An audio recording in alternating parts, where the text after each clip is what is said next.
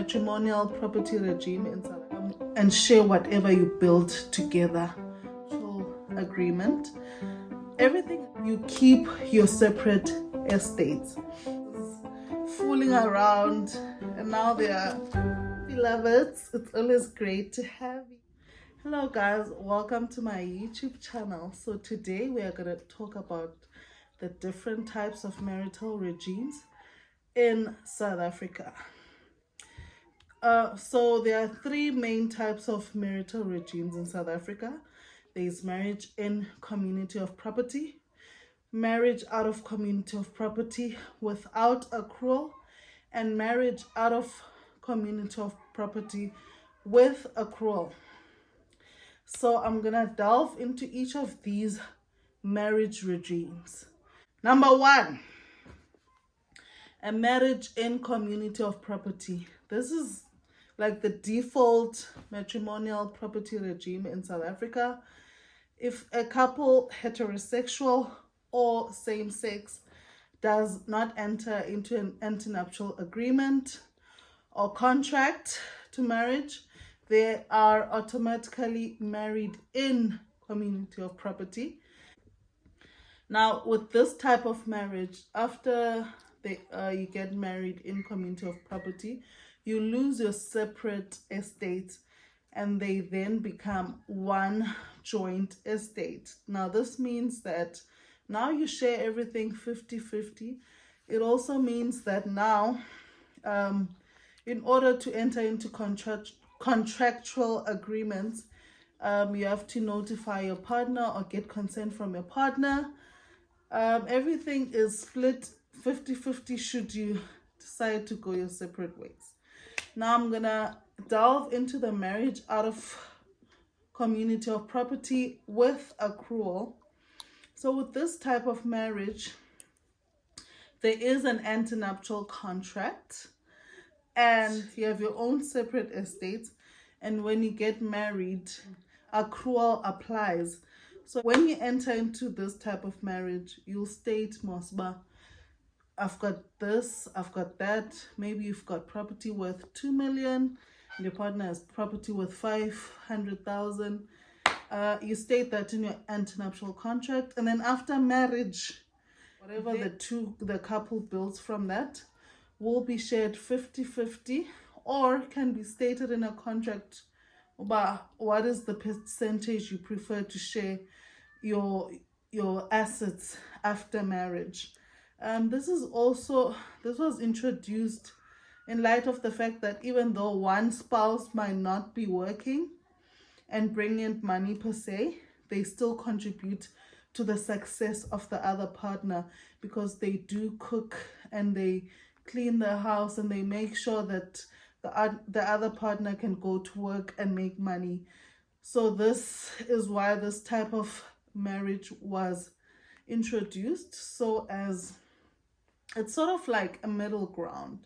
You can have your own separate estates and your own contractual abilities, but also come together and share whatever you build together post-marriage. And then we have the last one, marriage out of community of property without accrual. Now, with this type of marriage, sign your prenuptial agreement. Everything is separate. Like whatever the one partner brings to the union remains the other partner. So you don't share anything in this type of marriage. So should you, God forbid, divorce, it will mean that you will leave with what you came in with, or you leave with your estate. No sharing equally of the estate. What's mine is mine and what's yours is yours. It's that type of a marriage. Whatever I got in with and whatever I've accrued in the marriage will remain mine. So the estates remain individual, unlike a marriage in community of property where everything is now shared 50-50.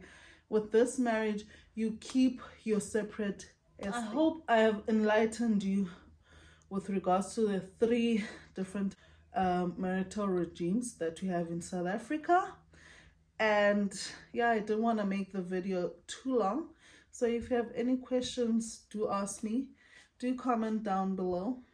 Now, I'm going to get into my own personal opinion. John Cena said this about Nikki Bella in an interview. He said, you know, a contract, which is an antenuptial contract, is like owning a shotgun. You own it for your own safety, but you hope you never have to use it.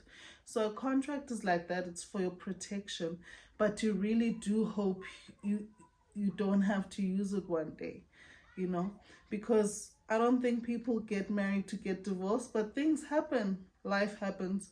So what I'd advise anyone is that you consult an attorney before getting married, and just ask about the different marital regimes, the consequences thereof, and just be enlightened, before taking that next step. Just make sure that you know everything there is to know about the marriage you are entering into, because you have to keep in mind, with marriages in community of property, let's say your spouse is fooling around and now there are all these kids.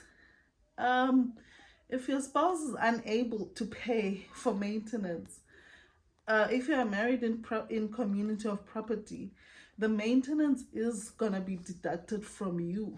You are gonna be liable for your spouse's debts, for your spouse's maintenance costs, all of that. But yeah, you could get in more depth about these types of marital regimes with an attorney who'll give you advice and who'll have a one-on-one session with you.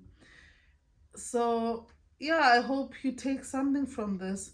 And if you want to share something with your partner, with your spouse, but you do still want that independence where you are not contractually liable to your partner's agreements, you can take the marriage out of community of property with accrual, where you'll get to each have a right to share 50% of whatever you've accrued during the subsistence of your marriage. Or if you're an independent, couple, and you just want to keep what's yours and you just want to fall in love and be happy, you can just take a marriage out of community of property without accrual. It's all up to you, but just I'd advise, just talk to, in particular, a notary. The people who are responsible for drawing antenuptial contracts are notaries.